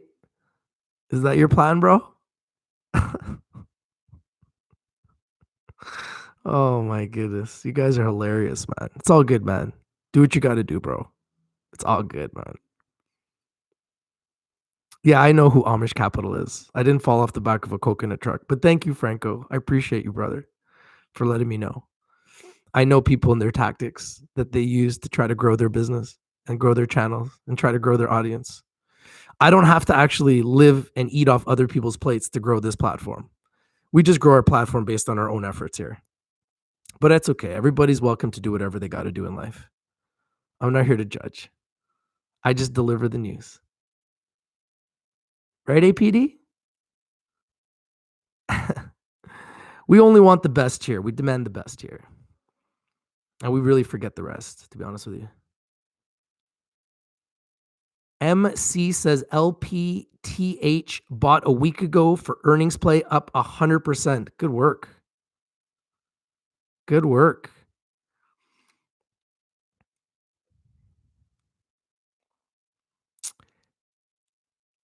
Alejandro Villaboy says, any thoughts on who will come in as the new leader of ACB?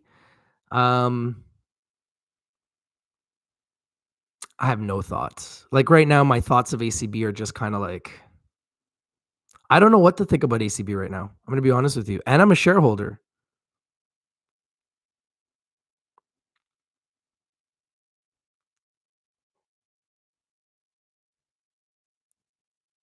Bruce Linton. I don't think Bruce Linton can join a Canadian company for 2 years.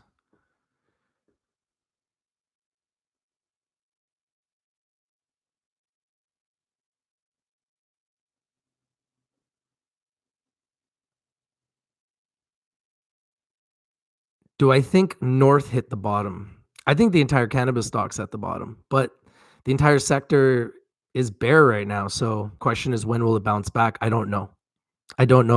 I already thought it would have bounced back by now, but it's not. So it concerns me.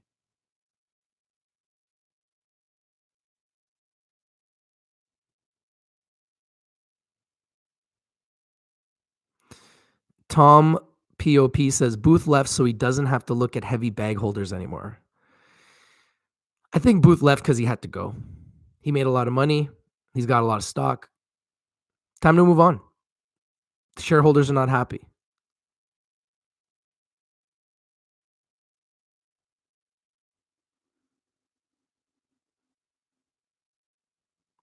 William Lozon says, I know people in the chat want it. I don't want him to be threatened. And I know Rich would ask him the important questions. I would never, why would someone threaten Terry? Terry did his best. A lot of people made a lot of money on Aurora Cannabis along the way. And it's unfortunate what's happened to Aurora and the entire sector, but it's not just Aurora. I mean, Canopy's down, Tilray's down, Aurora's down, Afria's down, all in the last year. Obviously, Zenabis is down, Saniva's down. The list goes on and on and on and on and on. Harvest Health and Recreation's down, Green Growth Brands is down. I mean, there's a long list of companies, some of which did really, really well initially, and now they're down like bad. Like lots of companies, lots and lots and lots of companies. So it's not just Aurora Cannabis. It's a long list of companies, the whole sector that's been down and been beaten up. Lufer Boom says, Terry repeatedly lied.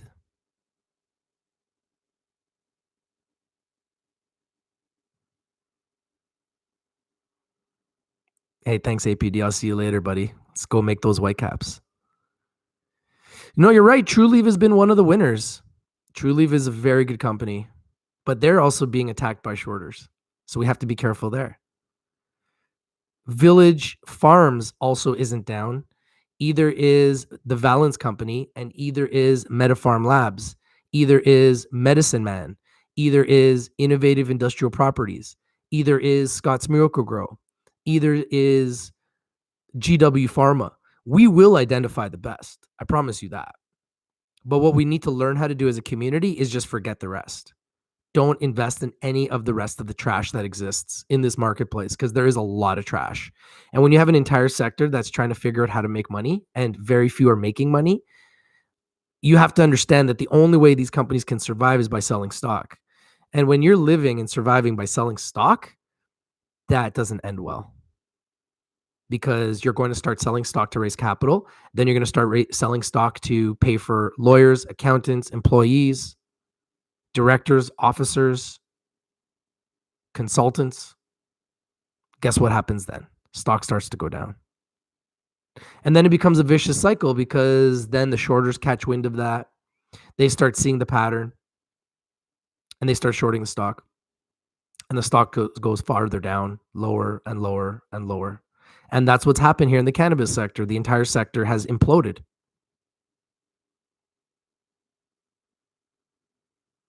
Maybe the good news was that he was going to be resigning. Maybe that's his good news.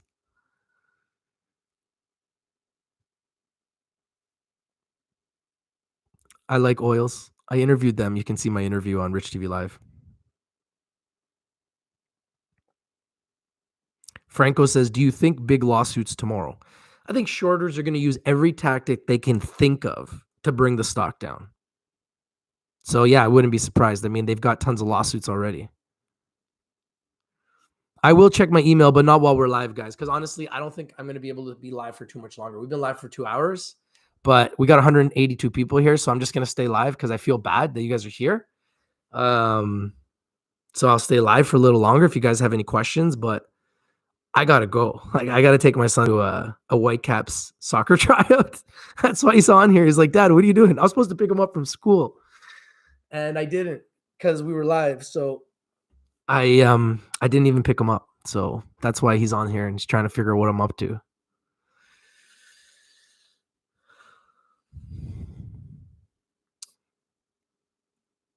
Franco says we should all short ACB tomorrow and make some money. I'm not going to tell you guys to short a stock that I own, but in my opinion, it's going to go down.